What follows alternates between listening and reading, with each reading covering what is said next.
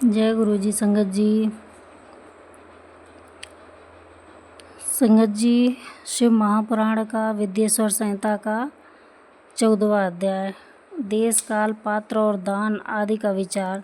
ऋषियों ने कहा, समस्त पदार्थों के ज्ञाताओं में श्रेष्ठ सूत जी, अब आप क्रमशः देश काल आदि का वर्णन करें। सूत जी बोले, महर्षियों, देवयज्ञ आदि कर्मों में अपना शुद्ध ग्रह समान फल देने वाला होता है, अर्थात अपने घर में किए हुए देवयज्ञ आदि शास्त्रोक्त फल को सम मात्रा में देने वाले होते हैं। गौशाला का स्थान घर की अपेक्षा 10 गुना फल देता है। जलाशय का तट उससे भी 10 गुना महत्व रखता है। जहाँ बेल, तुलसी एवं पीपल वृक्ष का मूल निकट हो, वह स्थान जलाशय के तट से भी 10 गुना फल देने वाला होता है। देवालय को इससे भी 10 गुने महत्व का स्थान जानना चाहिए। देवालय से भी 10 गुना महत्व रखता है तीर्थ भूमि का तट। उससे 10 गुना श्रेष्ठ है नदी का किनारा। उससे 10 गुना उत्कृष्ट है तीर्थ नदी का तट। और उससे भी 10 गुना महत्व रखता है सप्त गंगा नामक नदियों का तीर्थ। गंगा, गोदावरी, कावेरी, ताम्रपर्णी, सिंधु, सरयू और नर्मदा, इन 7 नदियों को सप्तगंगा कहा गया है। समुद्र के तट तथा स्थान से भी 10 गुना पवित्र माना गया और पर्वत के शिखर का प्रदेश समुद्र तट से भी 10 गुना पावन है। सबसे अधिक महत्व वह स्थान जानना चाहिए जहाँ मन लग जाए। यहाँ तक देश का वर्णन हुआ है। अब काल का तारतम्य बताया जाता है। सतयुग में यज्ञ, दान आदि कर्म पूर्ण फल देने वाले होते हैं, ऐसा जानना चाहिए। त्रेता युग में उनका तीर्थ चौथाई फल मिलता है।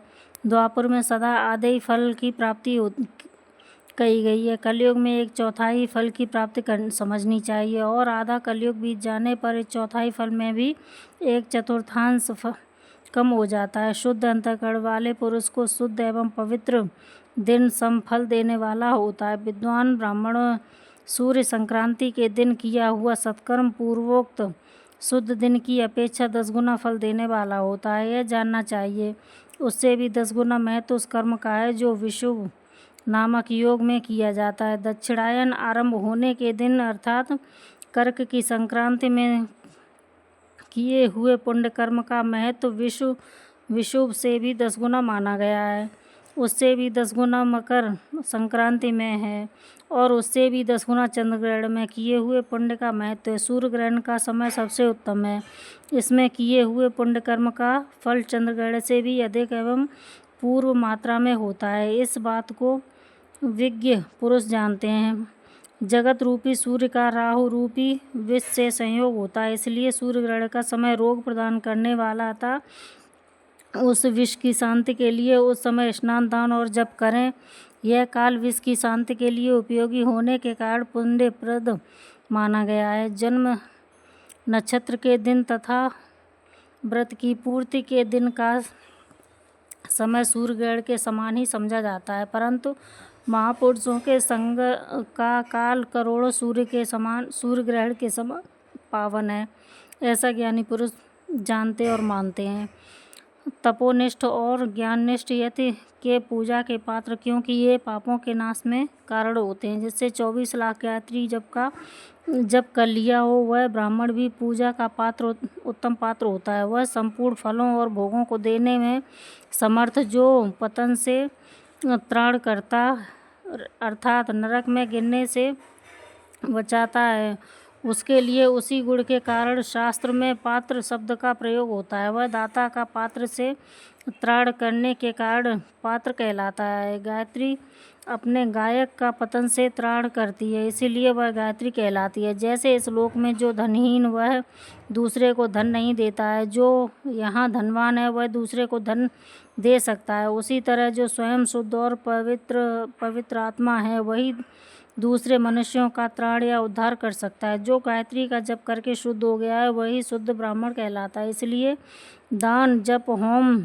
और पूजा सभी कर्मों के लिए वही शुद्ध पात्र है। ऐसा ब्राह्मण ही दान तथा रक्षा करने की पात्रता रखता है। जो स्त्री हो या पुरुष, जो भी भूखा हो वही अन्नदान का पात्र है। जिसको जिस वस्तु की इच्छा हो उसे वह वस्तु बिना मांगे ही दे दी जाए तो दाता को उस दान का पूरा पूरा फल प्राप्त होता है। ऐसी महर्षियों की मान्यता है। जो सवाल या याचना करने के बाद दिया गया हो वह दान आधा ही फल देने वाला बताया गया है।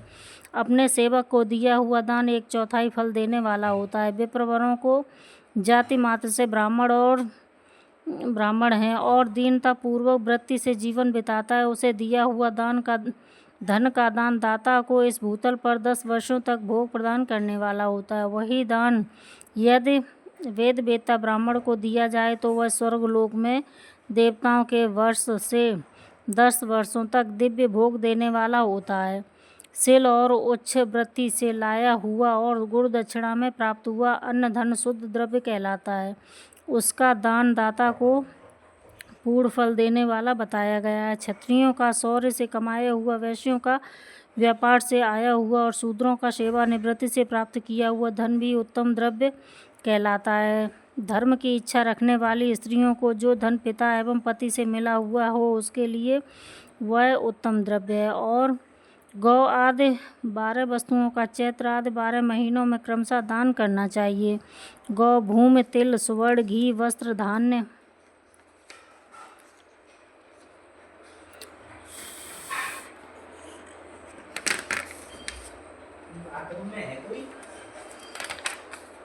गुड़, चांदी, नमक, कौड़ा और कन्या, ये ही वे 12 वस्तुएं हैं। इनमें गोदान से कायिक, वाचिक और मानसिक पापों का निवारण तथा कायिक आदि पुण्य कर्मों की पुष्टि होती है। ब्राह्मण और भूमि का दान इहलोक और परलोक में प्रतिष्ठा, आश्रय की प्राप्ति कराने वाला है। तिल का दान बलवर्धक एवं मृत्यु का निवारक होता है। सुवर्ण का दान जठराग्नि को बढ़ाने वाला तथा वीरदायक है। घी का दान पुष्टिकारक होता है। वस्त्र का दान आयु की वृद्धि करने वाला होता है। ऐसा जानना चाहिए कि धान्य का दान अन्न धन की समृद्धि के कारण होता है। गुड़ का दान मधुर भोजन की प्राप्ति कराने वाला होता है। चांदी के दान से वीर्य की वृद्धि होती है। लवण का दान षड्रस भोजन की प्राप्ति कराता है। सब प्रकार का दान सारी समृद्धि की सिद्धि के लिए होता है। विज्ञ पुरुष कूष्मांड के दान को पुष्टिदायक मानते हैं। कन्या का दान आजीवन भोग देने वाला कहा गया है। ब्राह्मणों वह लोक और परलोक में भी संपूर्ण भोगों की प्राप्ति कराने वाला है। विद्वान पुरुष को चाहिए कि जिन वस्तुओं से श्रवण आदि इंद्रियों की तृप्ति होती है उसका सदा दान करें। श्रोत आदि 10 इंद्रियों के जो शब्द आदि 10 विषय हैं उनका दान किया जाए तो वे भोगों की प्राप्ति कराते हैं तथा दिशा आदि इंद्रिय देवताओं को संतुष्ट करते हैं। वेद और शास्त्र के गुरुमुख से ग्रहण करके गुरु के उपदेश से अथवा स्वयं ही बोध प्राप्त करने के पश्चात जो बुद्धि का यह निश्चय होता है कि कर्मों के फल अवश्य मिलता है, इसी को उच्च कोटि की आस्तिकता कहते हैं। भाई बंधु अथवा राजा के भय से जो आस्तिकता बुद्धि या श्रद्धा होती है वह कनिष्ठ श्रेणी की आस्तिकता है जो सर्वथा दरिद्र है। इसलिए जिसके पास भी वस्तुओं का अभाव है वह वाणी तथा कर्म शरीर द्वारा यजन करे। मंत्र, स्तोत्र और जप आदि को वाणी द्वारा किया गया यजन समझना चाहिए तथा तीर्थ यात्रा और व्रत आदि को विद्वान पुरुष शारीरिक यजन मानते हैं।